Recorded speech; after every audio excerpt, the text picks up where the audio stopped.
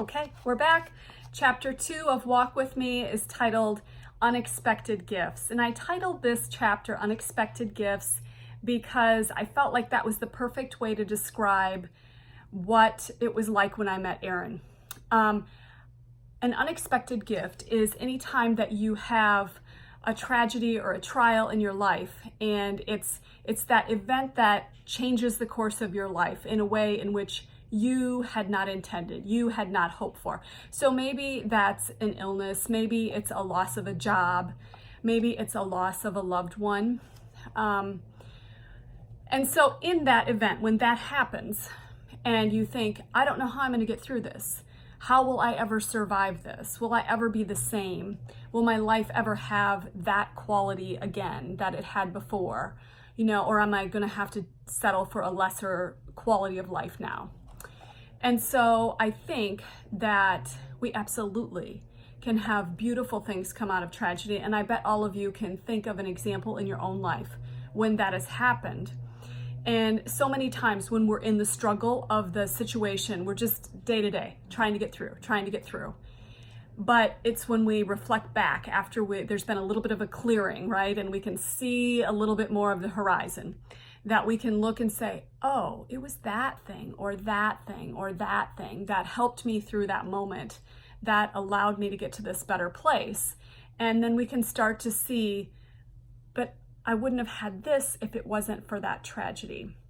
And so when I went to visit Aaron at prison for the first time, my anticipation was that I would find someone who was broken, someone who was maybe depressed, someone who was frustrated, maybe someone who was angry. But instead, I found someone who was peaceful. I found someone who had the joy of the Lord, literally was radiating joy, and someone who had hope for his future. And so that caused me to really observe and ask him, where is this coming from? His case of tragedy in his life was so great. And how did he come to this place? And he was quick to tell me that it was his faith in God that was sustaining him, that God was the ultimate judge of his life, and that no one, this is one of his things, no one can send me to heaven or hell.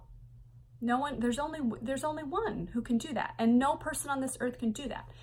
And so it was that faith in God and that commitment to faith, even on days when it didn't seem like there was hope. He had hope in God. And I think you and I can do that. We can do that in the midst of trial. We can choose to say, today I'm going to trust in God, even though all of the evidence around me is pointing in another direction. I choose God today. And so how do we sustain that over time?